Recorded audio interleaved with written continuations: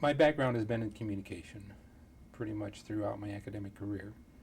An undergraduate degree in speech and dramatic art at that time, and then to the University of Iowa for a master's and PhD in speech and dramatic art, as it was called at that time, now called communication studies. So my training has been pretty much focused in that.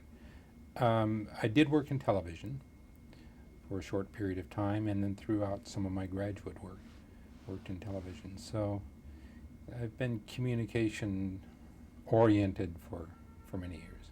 And my first teaching job was at Northern Illinois University in DeKalb, as many people have started out. From there I went to Wayne State University in Detroit, stayed there for 9 years. Went to the University of Utah in 1972. And in 1990, took 2 years leave of absence and went to the University of New Mexico.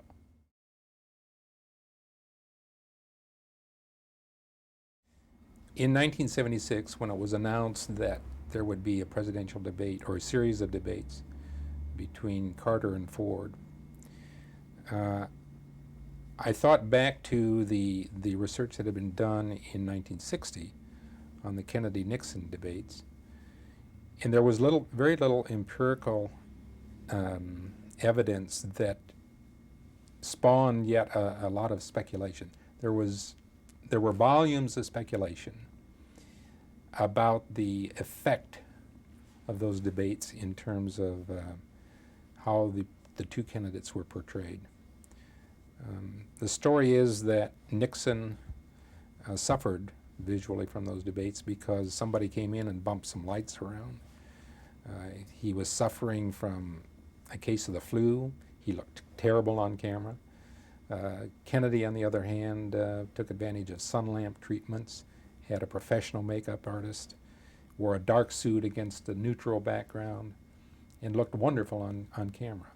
And the one study that is suggestive of some effect there is the study by Katz and Feldman. Katz and Feldman, who said that, who found that radio listeners of the 1960 debates thought that Nixon had done a superior job. Television viewers thought that Kennedy had done a superior job of debating, suggesting that there's something to the visual elements. In 1976, when it was announced that Ford and Carter would hold a series of debates, I thought back to the 1960 debates of the speculation that resulted from that, and thought there needs to be a better understanding of what's going on, a better interpretation of how the candidates are portrayed. And so I did a systematic shot-by-shot analysis of every shot across the 4 debates, and found that indeed there were discrepancies in terms of how the two candidates were portrayed and how they were portrayed over time. That has led me to a line of research that I've sort of conducted every 4 years. Every 4 years I've taken a look at some aspect of the debates to determine whether or not there's a fairness in how the candidates are portrayed. And what I've found is that there is generally a visual bias. Not that it's intentional, and I don't believe it is, but there is the potential for bias, and it does occur. And that has been true right up through 1992. One of the things that I've done while in Washington on this trip is to meet with some of the staff from the Commission on Presidential Debates to talk about these things. And they're very concerned about that.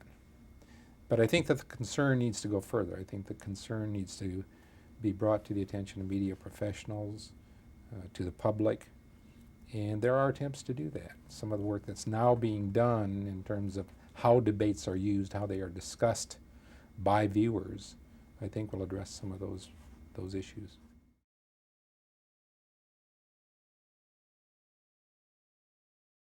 Visual communication to me, because of my approach, is an information processing approach to the study of visual media.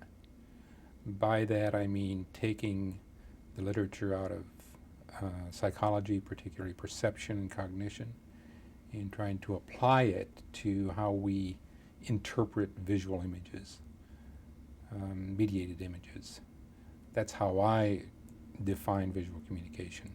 Others define it in different ways. In terms of when the study of visual communication started, it depends on how you define that.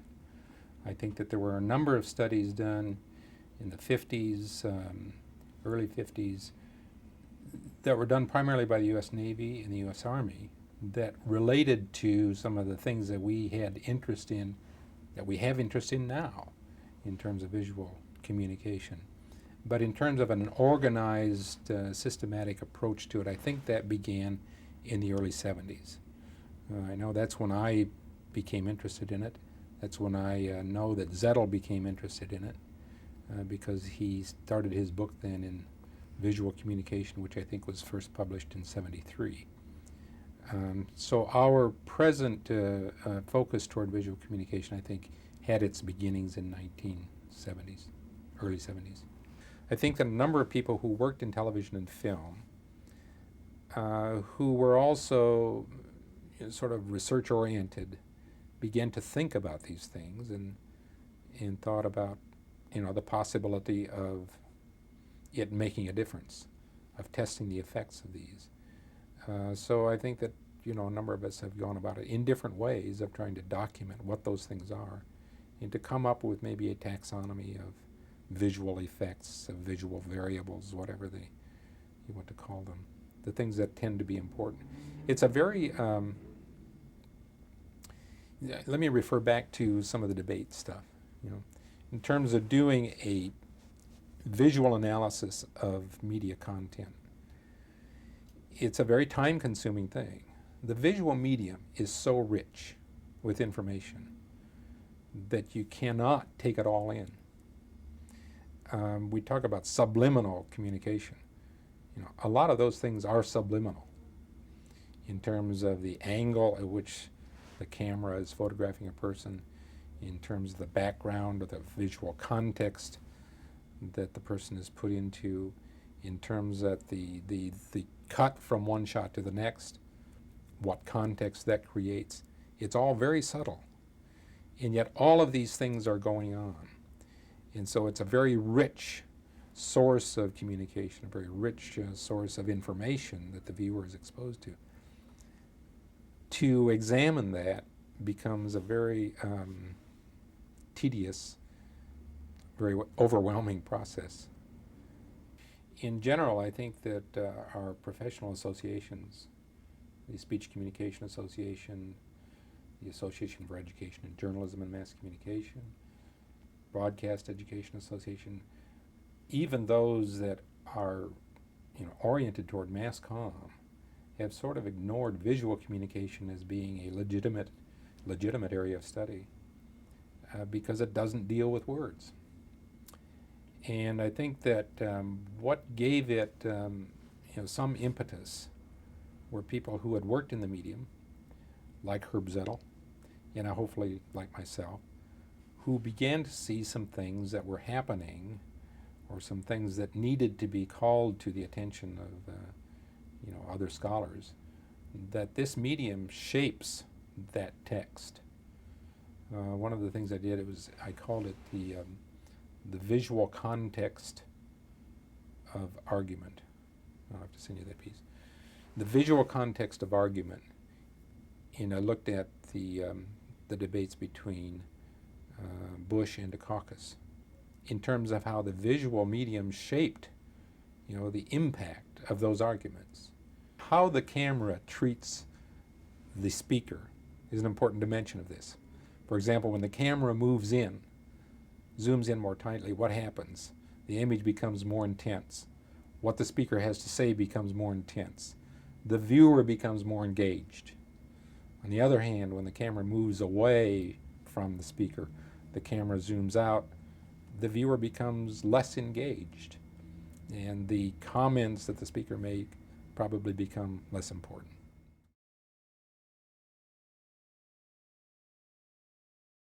I think that there are a lot of people who are skeptical of what I'm doing in terms of does it make any difference. I mean, the text is the text, and how it is portrayed visually doesn't make any difference. But I think that if I have the opportunity to demonstrate, to show visually what some of those differences are, I think that those critics or those skeptics can even be convinced. I mean, the evidence is in the visual themselves, for the most part. I think in terms of what a lot of the work that's being done in visual communication, I think is being held up to some criticism because of a lack of theoretical foundation. And I think that much of that is justified. And yet I don't know where we go for that. I am not a theoretician. I'm not in the business of generating any kind of theory in terms of visual communication. But I think there's a rich body of literature in the field of perception and cognition that we really need to pay attention to. And in the area of cognitive development.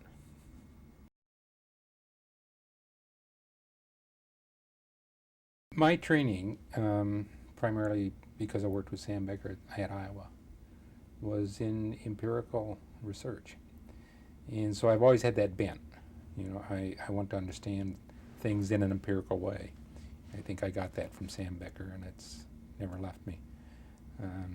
So that's why I find the literature in perception, the literature in cognition, very revealing in terms of what we can gain from it in visual communication, visual media. In terms of my own research, the work that I did through the 70s and the early 80s, it was more experimental type things, laboratory, experimental studies, because I thought that was a good approach to looking at visual communication. I mean, there are variables there that we don't fully understand. We have hunches. Most of those hunches based upon what has come out of film theory or film aesthetics.